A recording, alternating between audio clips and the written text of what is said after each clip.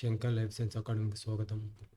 ఈరోజు మనం ఈ వీడియోలో బ్యాక్టీరియల్ స్టెయిన్ చేయడానికి వాడేటువంటి స్టెయిన్స్ ఏవైతే ఉన్నాయో, స్టెయిన్స్ అంటే జనరల్గా మనం కలర్స్ అండ్ స్టెయిన్ చేయడానికి ఏదైతే వాడుతున్నామో ఆ స్టెయిన్స్కి ఉన్నటువంటి ఛార్జ్ని బేస్ చేసుకొని ఎన్ని రకాలుగా మనం డివైడ్ చేసాము, క్లాసిఫై చేసాము అనేది మనం నేర్చుకోబోతున్నాం.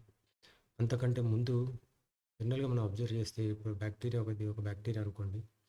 దీని యొక్క సెల్ వాల్ ఏదైతే ఉందో, అవుటర్ మోస్ట్లో ఏదైతే ఉందో సెల్ వాల్, ఈ సెల్ వాల్ లోపల ఏముంటుందంటే టెకోయిక్ యాసిడ్ అనేది ఉంటుందన్నమాట. సో అదేవిధంగా ఈ టెకోయిక్ యాసిడ్, లిపోటెకోయిక్ యాసిడ్, ఈ మాలిక్యూల్స్ అన్నీ కూడా ఏముంటాయి, అవుటర్ మోస్ట్ లేయర్ లోపల పాస్పేట్ ఉంటుందన్నమాట. సో అందుకోసమే ఇప్పుడు బ్యాక్టీరియాకు ఎందుకు నెగిటివ్ ఛార్జ్ ఉంటుందంటే దాని యొక్క సెల్ వాల్ కంపోజిషన్ బేస్ చేసుకొని ఇది నెగిటివ్ ఛార్జ్ ఉంటుంది. మరి నెగిటివ్ ఛార్జ్ ఉన్నటువంటి సెల్స్ను స్టెయిన్ చేయాలంటే మనం ఏం యూజ్ చేయాలి, దానికి ఆపోజిట్ ఛార్జ్ ఉన్నటువంటి ప్లస్ ఛార్జ్ ఉన్నటువంటి స్టెయిన్స్ను వాడాలి మనం.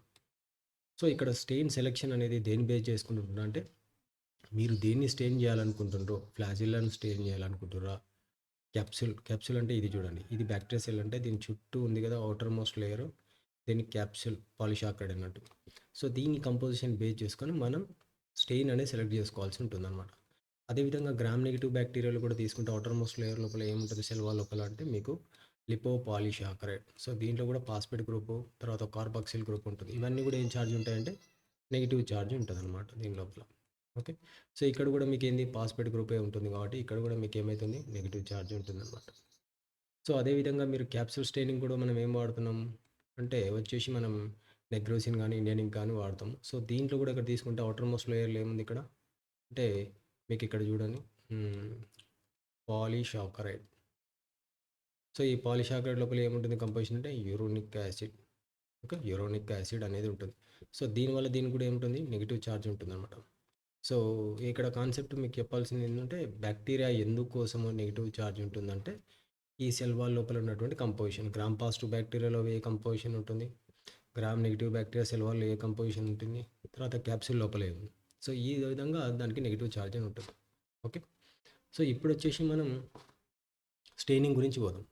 ఇక్కడ ముఖ్యంగా మనం తీసుకుంటే బ్యాక్టీరియా లోపల, సో ఇక్కడ చూడండి, ఇక్కడ ఫస్ట్ తీసుకుంటే డై వచ్చేసి బేసిక్ డై అంటే ఇవి వీటికి ఏముంటుంది అంటే ప్లస్ ఛార్జ్ ఉంటుంది. ఇక్కడ రాసిన చూడండి, పాజిటివ్లీ చార్జ్డ్ స్టెయిన్స్.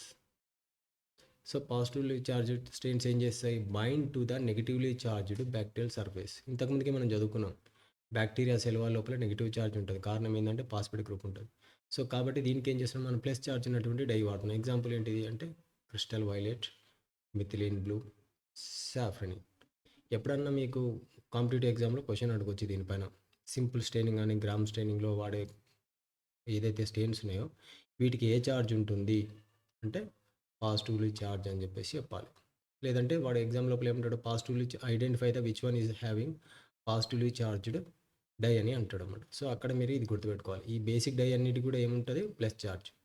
నెక్స్ట్ ఇక్కడ తీసుకుంటే ఎసిడిక్ స్టెయిన్స్ అంటే నెగిటివ్ ఛార్జ్ ఉంటుంది అన్నమాట. ఇక్కడ చూడండి, so do not bind to the bacteria. ఎందుకోసం అంటే బ్యాక్టీరియాకు నెగిటివ్ ఛార్జ్ ఉంది, ఈ ఈ సెల్ కూడా, ఈ స్టెయిన్ కూడా నెగిటివ్ ఛార్జ్ ఉంది కాబట్టి ఇక్కడ ఏమవుతుంది, రిపల్షన్ అవుతుంది అనమాట. ఓకే.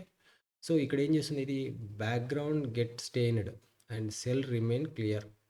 సో ఇది జనరల్గా మనం ఏం చేస్తాం, నెగిటివ్ స్టెయినింగ్ క్యాప్సూల్ స్టెయినింగ్ లోపల చేస్తాం. నెగిటివ్ స్టెయినింగ్లో ఎట్లుంటుంది, ఇట్లా మధ్యలో సెంటర్లో చుక్కలాగా బ్యాక్టీరియా ఉంటుంది, దీని చుట్టూ ట్రాన్స్పరెంట్గా ఉండి ఈ బ్యాక్గ్రౌండ్ ఏదైతే ఉందో ఈ బ్యాక్గ్రౌండ్ మొత్తం కూడా మీకు బ్లాక్ కలర్లో ఉంటుంది. ఓకే.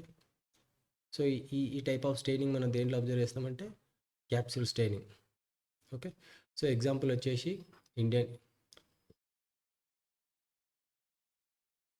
వచ్చేసి దీంట్లో మీరు తీసుకోవాల్సింది ఇండియన్ ఇంక్ కానీ నెగ్రోసిన్ కానీ. ఓకే. సో నెక్స్ట్ వచ్చేసి మీకు స్పోర్ స్టెయినింగ్ లోపల మనం ఏదైతే వాడుతున్నామో, ఓకే, ఎండోస్పోర్ స్టెయినింగ్లో దానిలో ఏమున్నాయి, మెయిన్గా మాల్కైట్ గ్రీను, సాఫ్రనిన్, ఈ రెండు కూడా ప్లస్ ఛార్జ్ ఉంటుంది అనమాట. ఓకే. నెక్స్ట్ ఫ్లాజిలా స్టెయినింగ్ లోపల కూడా మనం ఏం చేస్తున్నాం, స్పెషల్ మోడెంట్ ప్లస్ స్టెయిన్, అదేంటి silver nitrate or carbol fuchsin. So దీంట్లో కూడా వచ్చేసి ఇక్కడ ఏమున్నాయి ఛార్జ్, రెండింటి కూడా పాజిటివ్ ఛార్జ్ ఉన్నాయి. ఓకే. సో ఇక్కడ క్యాప్సూల్ స్టెయినింగ్ గురించి, acidic stain plus basic stain. Example దీనిలో తీసుకుంటే ఇండియన్ ఇంక్ వాడినప్పుడేమో బ్యాక్‌గ్రౌండ్ నెగెటివ్. ఒక బ్యాక్‌గ్రౌండ్ కోసం 2 అంటే ఇంతకుముందుకే చెప్పినాం కదా మనం. ఈ బ్యాక్‌గ్రౌండ్ ఏదైతే ఉందో అంటే ఈ బ్యాక్‌గ్రౌండ్ అంటే ఈ ప్లేస్ దీన్ని. ఇదంతా కూడా డార్క్ ప్లేస్‌లో ఉంటదన్నమాట. ఇది ఎందుకు నెగెటివ్ చార్జ్ ఉంటది. ఈ బ్యాక్టీరియా సెంటర్‌లో ఉన్న ఈ బ్యాక్టీరియా కూడా నెగెటివ్ చార్జ్ ఉంటది అన్నమాట. ఏ చార్జ్? నెగెటివ్ చార్జ్ ఉంటది. దీనికి కూడా నెగెటివ్ చార్జ్. అందుకోసం అది మెయిన్‌గా. నెక్స్ట్ తీసుకుంటే క్రిస్టల్ వైలెట్. ఏదైతే సెల్ ఉందో సెంటర్‌లో ఉందో ఇది మీకు కొంచెం బ్లూ కలర్‌లో కనిపిస్తది. ఇది మీరు కాపర్ సల్ఫేట్ మెథడ్ లోపల క్యాప్సూల్ స్టెయినింగ్ చేసినప్పుడు మీరు ఇది అబ్జర్వ్ చేయొచ్చు. నెక్స్ట్ ఇది అన్నమాట. సో, క్లియర్ హాలో ఇట్లా ఉండి ఈ రకంగా కనిపిస్తది అన్నమాట. ఇది వచ్చేసేమో మీకు క్రిస్టల్ వైలెట్ కలర్‌లో కనిపిస్తది. ఇది వైలెట్ కలర్‌లో. బ్యాక్‌గ్రౌండ్ ఏమో మీకు కాపర్ సల్ఫేట్‌లో ఏమో బ్లూ వస్తది. ఇంకా ఇండియన్ ఇంక్‌లోనేమో బ్లాక్ కలర్‌లో వస్తది. సో, ఇక్కడ. సో, దీని నుంచి కాంపిటీటివ్‌లో అడిగే క్వెషన్స్ ఒకటే. ఏంటిది? బేసిక్ డైకి ఎగ్జాంపుల్ ఏంటి? అంటే ఈ 3 గుర్తుపెట్టుకోవాలి. నెక్స్ట్ ఎసిడిక్ డై అన్నప్పుడు ఇవి గుర్తుపెట్టుకోవాలి. ఓకే. ఫ్లాజిల్లా స్టెయిన్‌కు ఏ డై వాడతాం? దానికి ఏ చార్జ్ ఉన్నాయి? అంటే ప్లస్ చార్జ్ ఉన్న డైస్ మొత్తం ఒక దగ్గర రాసుకోవాలి. నెగెటివ్ చార్జ్ ఉన్నటువంటి డైస్ ఒక దగ్గర రాసుకోవాలి. ఇక్కడ 2 క్వెషన్స్ మనం మెయిన్‌గా గుర్తుపెట్టుకోవాల్సింది. ఒకటి చార్జ్ బేస్ మీద, నెక్స్ట్ ఏ డై అనేది ఏ స్టెయినింగ్ మెథడ్‌కి వాడుతున్నాం అనేది కూడా మనకు నోటెడ్ ఉండాలి. ఓకే. ఇది ఇంపార్టెంట్.